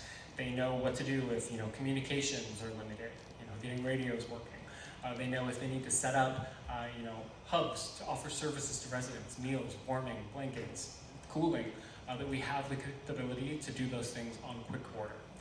So that's what the city is kind of doing within the confines of City Hall. But a big part of this is also about training our residents. So the city has the existing CERT program, and they have an ambitious goal to actually have 10,000 residents, I think it's 10,000 residents go through that training program so that we have community leaders who have also been prepared and trained in emergency preparedness. So that is something that I think District 3 is not quite pulling our fair share in terms of having enough people go through that program. I know we have some dedicated CERT leaders who are very passionate about it. Something our office will be leaning into is just better getting people aware of that program and connecting them with training opportunities. Thank you for that question. We have a few more that I think are relatively quick and can be referred to staff before we get now into our Q&A with the audience here live. But one question we received is actually from someone from the San Jose High School Alumni Association about the municipal golf course, which, just as a quick shout out, used to be in District 4 and was redistricted into District 3, so it's now within our district. But asking about how folks who are interested in using the golf course for community tournaments or for games can get access to it. That is a great question that I do not know the answer to. Our office can follow up. We've had some engagement there with PRNS, who oversees the municipal golf course, but there is a company that is contracted with the city to actually do the day-to-day operations there. I imagine that this would likely go directly through the operator who's been tasked with operating as opposed to being booked through PRNS, but our office can confirm and get that information out to you all. Absolutely, and I would encourage that resident to reach out to our office and we'd be happy to follow up on that. Another question we received is from a disabled veteran who is asking about something that we discussed earlier in the Q&A around excessive noise and excessive speeding. And so he mentions that as a disabled veteran, their PTSD can be triggered by loud noises, including from excessive speeding and from reckless driving. So do you want to talk a little more again about what can be done both by the resident and by our office to help us address some of these issues? I would say on excessive speeding and the noise from those vehicles, just continuing to flag them to our office so that we can pass that information along to DOT, try to get additional traffic calming measures in place. One other source of excessive noise that I know I've also heard can be a trigger for PTSD in particular is illegal fireworks. This is something we see all across the city, all across District 3 in particular. I know this July we had them literally right in front of our house, just people setting off what sounded like bombs. So something that is definitely a concern. This is an active area that the city is looking at updating our ordinances. This is something that came through one of the committees that I sit on City Council, the Public Safety Committee, where they are looking at increasing fines for illegal fireworks. They're also looking at whether they have the ability to do things like a spectator citation as well to try to discourage people from gathering to view illegal fireworks shows. If there's the risk that people could, if SJPD could then come and ticket everyone who's watching, So we are looking for creative solutions here. We're increasing the fine for people who actually possess the illegal fireworks and are orchestrating the show. Also looking at the spectator side of the question.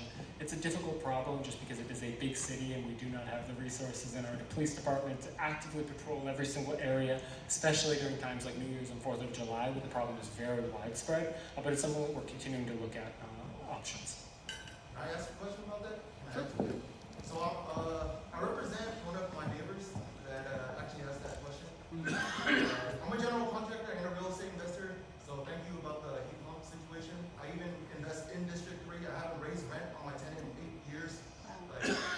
be the good ones. Yeah. And I'm here to represent a lot of my neighbors in terms of the speeding also. At Bonita neighborhood, there's a lot of crime going on, which is why that infrastructure is set up for people to set up crimes because it's such a straight shot. And me personally, I have been stabbed, saving an old Asian lady from getting robbed before. And I just want to make sure there's something else that can be put in place before I have children. And I want to make sure it's a safe place. We have Bonita Park right there too, people are speeding. There's splice boxes getting open, people stealing copper. And I was one inch away from bleeding out and dying when I got stitched up at O'Connor Hospital. The doctor was like, wow, you could have died. And I was like, well, thank God I did, I'm alive. I would show you the scar, but unfortunately, I'm not a good looking guy, I don't got a six pack. But I was born right there at the hospital, running out to the medical offices. I went to San Jose State. I'm born and raised here. I will die here, hopefully not anytime soon. I just want to know what else can be done because people are worried and they don't feel like their voice matters. Thank you for raising that. I'm so sorry that happened to you. I also do want to give a shout out to our incredible public hospital system over at O'Connell for actually being there when people need these emergency services. In terms of the McKinley-Bonita neighborhood in particular, that was one of the first neighborhoods that we did a neighborhood walk, and that one we actually did in tandem with an officer from SJPD because we think it's important for them to also kind of get that ground level view of just what residents see when they're walking the streets. There were cars speeding by when we were doing that neighborhood walk that could have been very unsafe. There are huge sections of the McKinley-Bonita neighborhood that don't even have sidewalks. So we are forcing people to walk in the street, including kids who are trying to get to school bus routes, forcing them to walk into the streets, and then we don't have any traffic calming infrastructure to make sure that those streets are safe to walk on. The crime issue is also very important. Again, why it is important to have SJPD included in the loop when we do these neighborhood walks, and why it is important that we make sure that we continue to staff up our police departments so that they can actually respond to emergent situations like this one. One thing that we know is still a difficulty is response times.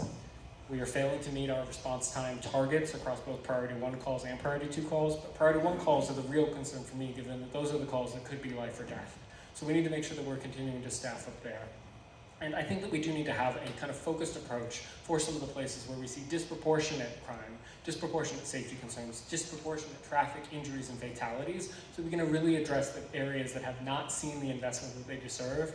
I think that McKinley-Bonita is certainly one of them. That is something that our office can play a very small part in with some of our discretionary funding around capital improvements for traffic safety in particular, and hopefully play more of a guiding role in just connecting SJPD to some of these hotspots where we know that there are dangerous situations. So thank you for flagging that. Thank you very much for that question. We're going to do a couple of more notes because I want to make sure that we have time, of course, to take questions from the audience. One more that we received following up on some of the early questions around Orchard Park. So this resident asks, once all of the permitting is through and once the city is able to abate the encampment, what is the process for different neighborhoods or certain areas to be officially designated as no encampment zones? That is a good question.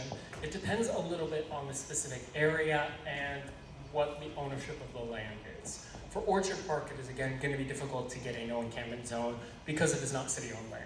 And the permits that they provide are one-time permits. So we will get a permit once we have this housing secured to abate the encampment, but that does not give us the ability to then enforce on that land in the future. That's why my focus, once we are able to get the housing secured, get the encampment cleared, is to then actually reinforce all of the points of egress into the waterway there. We know that there are several. We saw them when we did our walk.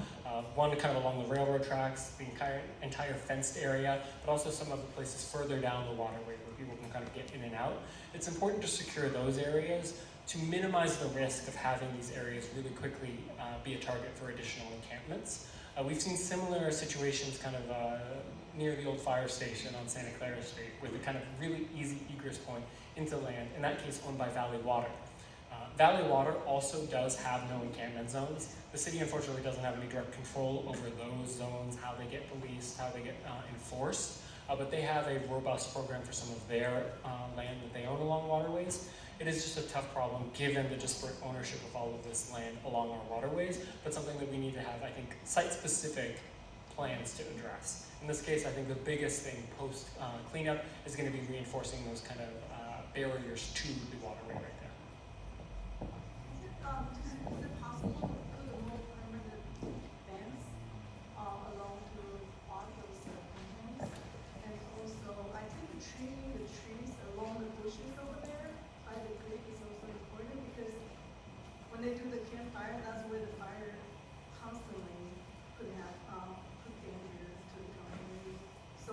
retraining all the bushes regularly from that way around. Yeah, those are good things to flag. In terms of the fence, there is an existing fence. The issue is that it is not a very strong fence, so it is very easy to cut through, to bend.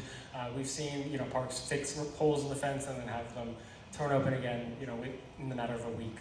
So it is a tough situation there. We can talk with PRNS to see if a more durable fence or wall is possible there. Those are obviously much more costly and time-consuming to build, but we will flag that to parks. It is a good note on the tree maintenance there. I know that is also something that many people have flagged on Caltrans on property as unmaintained foliage, trees, all of that, really posing an increased risk of fire when you have encampments in those locations. So I think that's something we should follow up with here, particularly now that PRNS has taken over maintenance of the park there, so they may have more leeway to do kind of directed maintenance of those trees.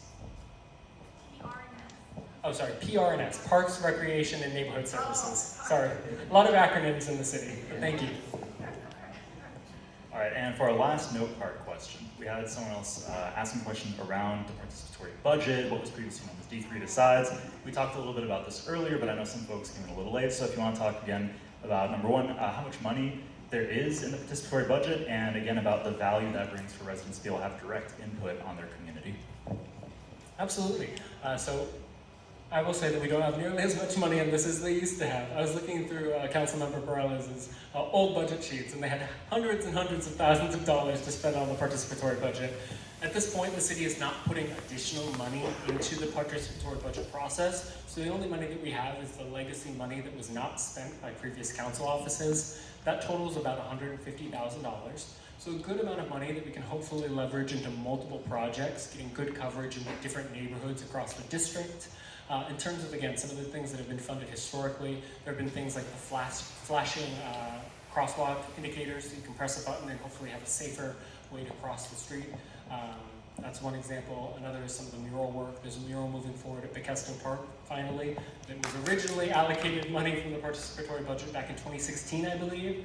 So I will say that we are eager to see the ideas that you will come up with in terms of what you think would benefit the neighborhoods. But I also want to make sure that we actually follow through and get all of these projects implemented as quickly as possible, so that we don't have any more participatory budget, money or unfunded projects still lingering a decade from now. Thank you again to everyone who submitted questions ahead of time, who wrote questions on note cards. We have about 10 or 15 minutes left that we'd like to now spend to take questions from the audience, and I already see a few folks who have some questions burning. So we'll try and be orderly here, and if you can raise your hand, and I'll call you in order, and then the council member will answer as many questions as we can in the time that we have remaining. So let's start up front here with a hand. Hi. So Tina Morrill from the Vendome neighborhood, and I know you're going to get sick of this question.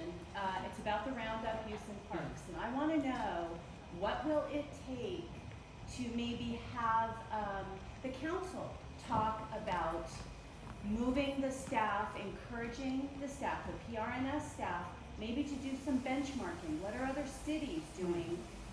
Do they use Roundup? What else do they do? Because I personally am not satisfied that 50%, they reduced the poison by 50%. I'm not satisfied with that answer. It needs to be completely eradicated. Thank you. Thank you for the question. One idea that actually comes to mind here might be referring this to the city auditor's work plan. Again, they are the department that is best suited to actually look at what other cities have done. How have other cities phased out Roundup?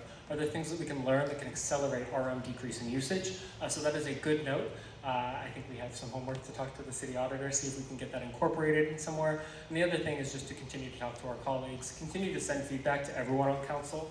Anything that we ultimately want to vote on as strict staff direction needs 6 votes. So I know the community outreach has been significant here. I would keep that up. And then on our part, we will talk to the city auditor and see if this is something that we can learn from what has worked elsewhere. Thank you. Okay, I think the second hand I saw was here in the front, the gentleman in the striped shirt and glasses. Thank you. So of the 200 odd people from Columbus Park and just homeless in general get moved into housing, I'm curious, how long is that housing for? Is this permanent? Is this temporary? If it's temporary, how many months or years is it before they may have to move to another location? That is a great question. So it is temporary housing, so that is an important thing to note. There are term limits in terms of how long you can stay there. I do not remember offhand how long it is. I want to say it's 180 days, but that may not be correct. So we can follow up on the term limits for these sites. Some of these might also be site-specific, but we can get that information to you. One thing that is a new change here that I think is going to be helpful is that recently the mayor, in coordination with Supervisor Young from District 2, which is also this area in the county supervisor districts, passed a memo through the county. It still needs to come to city council, but that was an agreement that would see the county contribute additional behavioral health services, funding, and workers for some of the city-operated shelter systems. But then the part that kind of relates to your question is that for the past several years, as the city has been investing in building our own shelter capacity outside of the county system, is that those two systems haven't talked to one another. That meant that if the county had outreach workers, they were not referring unhoused individuals into the city system, and the city was not generally referring people out to the county system. And the other difference here is something called coordinated entry. So this is a program that exists for all of the county-run shelters. And if you talk to people who work in this space, you'll find out that the county shelters that are part of coordinated entry had a much higher success rate in terms of actually placing people who are in the shelter system into more permanent housing. So that was a bit of a hole in the city's expansion of our own shelter system. As we were building a lot of shelter beds, kind of getting people immediately off the street, but then having less success than the county was in terms of actually graduating them into permanent supportive housing and affordable housing. If this new agreement moves forward once it comes to council, it would actually incorporate all of the recent shelters that the city has built into the county's coordinated entry system. That hopefully then means that we will have more success as a city in getting the people living in our city-operated shelters secured into permanent long-term housing, which will hopefully improve outcomes for everyone. So there will be some that won't make it into that. Yes. And the question is, what happens with them? Some of those people end up back on the streets. Other times we kind of lose track of them. Maybe they move out of the area. It's hard to say.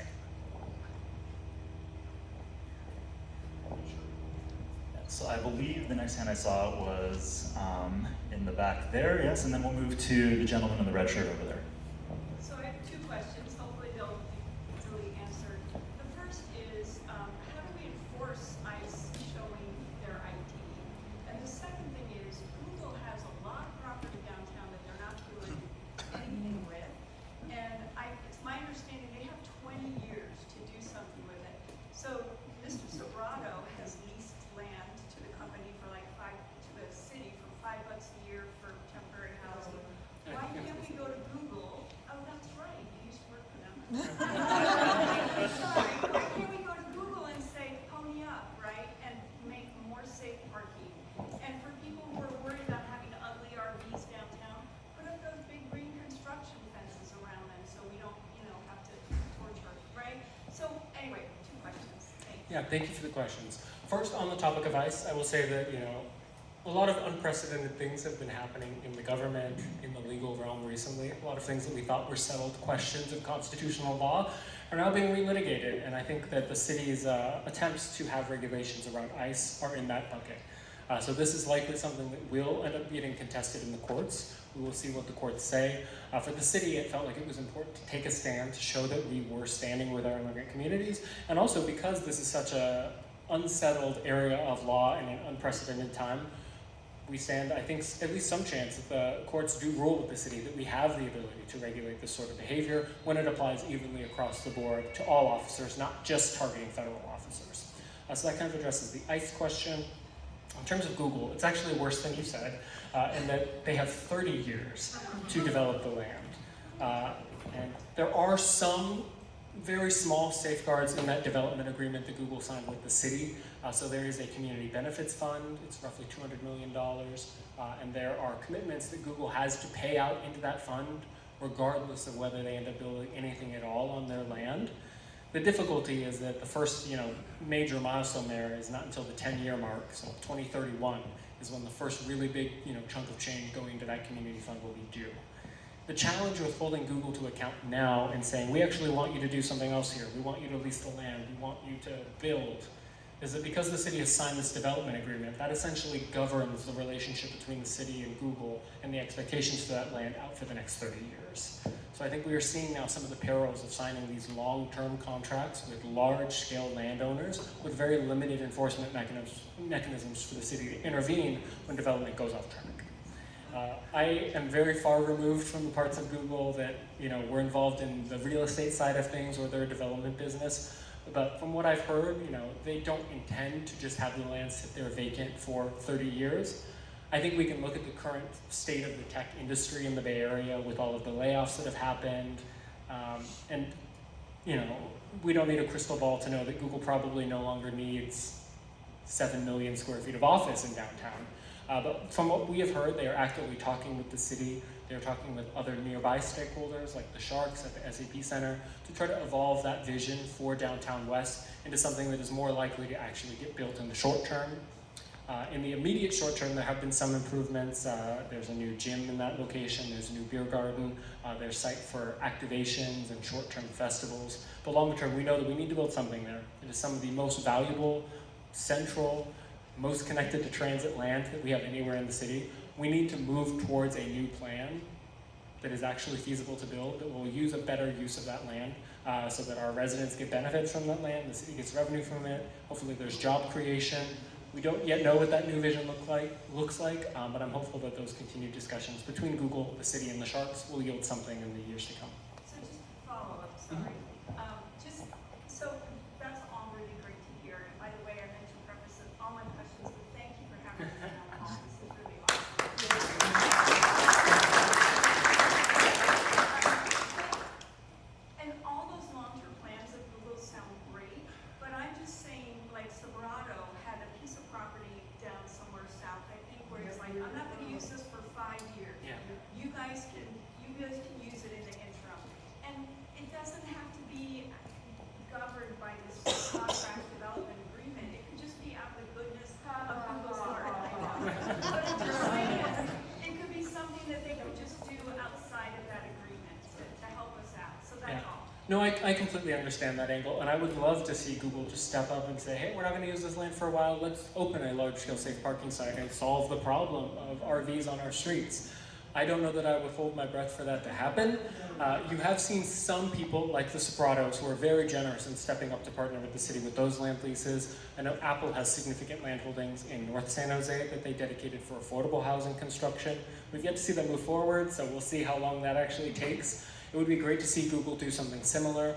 As part of the original agreement that they did sign during the acquisition of all of this land and the approval of the Downtown West Development Agreement, there were certain parcels that they agreed to actually give their land holdings to the city, specifically for affordable housing development. So that is something that we will hopefully see move forward in the moderate term. But for the bulk of that 60 plus acres that they own right there, we need to come to another solution. I would love to see it be something philanthropic in the short term while they develop that longer term plan. We will see what happens. Instead of decreasing the use of Roundup and looking for a viable alternative, why can't the city stop it now, today? What's the reason? And if city or parks department give you all a vague runaround, can you advocate for our position that we want Roundup out of the parks and schools today? Appreciate the continued questions on Roundup. I think the best path forward is probably to continue to talk with the city auditor. I am not an expert in parks maintenance, so it is difficult for me to really assess what we hear from the parks department in terms of the challenges that they face in the remaining cases where they do use Roundup. But I think the city auditor will hopefully have valuable insights in terms of how other cities have done this. Just one more clarification on the ICE thing. Do they have to display ID or just tell you where exactly? I think they have to identify when prompted, and they have to not wear face coverings. Separate to this, though, the police department is actually engaging on an update where they are now branding their own officers with updated badging to make it clear who is a local officer. That will hopefully be part of the equation here, where we can then infer if someone doesn't have this new branding with SJPD. It'll be clearer that they... Sorry? Effective when? So the new apparel has been ordered, it has not arrived yet, but it should be rolling out very soon. And it will make very clear, it will basically replace the existing usages of just the word police to say San Jose Police Department. So we can very clearly tell who is a local law enforcement official in the city of San Jose. Okay, we have 5 minutes left, a number of hands, so we'll try to do a little bit of a lightning round here. Let's go to the back first, and then we'll come back in round. Yes? My back person. This is an easy one, actually. In 2022, the Valley Transit Authority Board of Directors offered the city a no-cost easement on the railroad right-of-way. It will become the Five Winds Trail. It's in the general plan, it's in the county general plan. It's 3 years now. The city hasn't come to an agreement on it. Can you give them a shot? I actually talked to someone in the city about this earlier this week. The current holdup is that while VTA gave the city the agreement to buy the land, they did say we need to be able to use that land as a staging area for construction of the Five Winds station. And as the plans around the BART extension have remained unclear, that's been kind of holding this up. I had a conversation with the director of the Parks Department this week saying we would love to see the trail advance now. We don't know when or if VTA is going to get the final funding from the federal government to continue with BART. We don't know if that's going to be 5 years, 10 years, 20 years. So even if it means that in the future we have to close down a portion of the park temporarily for staging of construction activity, my perspective here is that it would be better to move forward with the trail improvements now and then deal with whatever happens with BART when it becomes an issue. We can't wait for the barge. Yes, yeah. We can still work on the trail south of Santa Clara Street, which is a very significant piece of trail. It's a route to school for many kids. It's also a campsite for homeless people. So there's a lot we can do with that portion. But we can't move forward with seeking grants or state funding. We have some very friendly state legislators. We can't move forward without that easement. So we've got to at least get the easement south of Santa Clara Street. Absolutely, I agree. Thank you. If people could re-raise their hands, I'm not sure. Okay, back there. Okay, dumping, big issue in the community, and enforcement, accountability of people who actually do dirty stuff on the streets.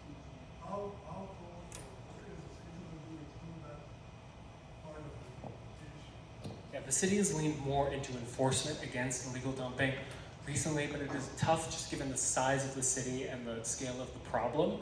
We've looked at things like installing cameras in hotspots to then identify people who are repeat offenders here. We've looked at having sting operations with SJPD where they can actually camp out in some of the hotspots. That one's tough given the limited officer availability that we have, but this is definitely something we are looking at. If you identify particular hotspots in terms of illegal dumping, let our team know and we will work with SJPD to see what we can do. Sorry, I think here and then we're going to go down. Yeah, I looked at solar, it wasn't economically feasible, but getting my money back. And then you're bringing up heat pumps. I run on natural gas through my water heater, my central heating.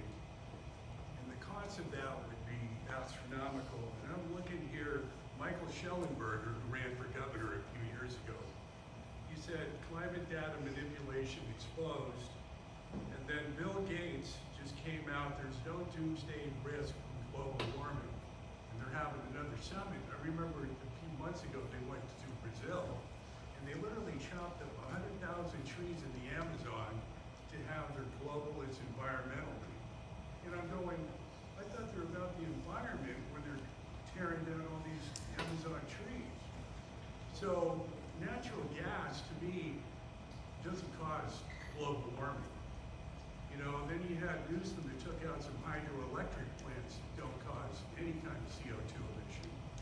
And I'm going, okay, if we went completely to an electric grid, everything's electrified, our grid couldn't handle all the pull from all the appliances. So where are we going to get this energy if we go to heat pumps, we get rid of natural gas, we got no nuclear energy, we got no hydroelectric, solar ain't going to give us the energy to hold up our energy. We're going to have rolling blackouts everywhere. So how do you, I don't see the logic if we're saying we're all going to go to heat pumps, we're all going to be electric EV cars, when we don't have the infrastructure to sustain that energy. And natural gas to me is, there's no pollution. Yeah, thank you for the question. I will say that the data does show that natural gas does contribute to global warming, just in terms of CO2 emissions. We also know that it does have some impacts in terms of local air quality. So there are good reasons why the city's interested in this. I would say that you are 100% right that there is a large-scale investment need necessary to increase our energy generation capacity in terms of renewables, shore up our resilience and transmission capacity of our electrical grid. The City of San Jose is actively working on some of these things. We have an agreement moving forward with LS Power that will bring in a new transmission line into our substations near downtown, as well as some work happening with PG&E that will triple the available electrical capacity in the core of the city. So a lot of things that are being worked on, a lot of continued investment in renewable generation, wind, solar, hydroelectric kind of across the country and in California. I think that's all we have time to get to here. We have time for one more question. Unfortunately, we do only have the space until 4 o'clock, but the council member will be here for a little while after. Of course, staff will be here, so we are happy to answer any questions after the end of the council. I need a picture with you guys. Sounds good. That's not a question, that's a statement. Well, I just want to thank everyone for taking, again, the time to come out and listen to us. Really appreciate it.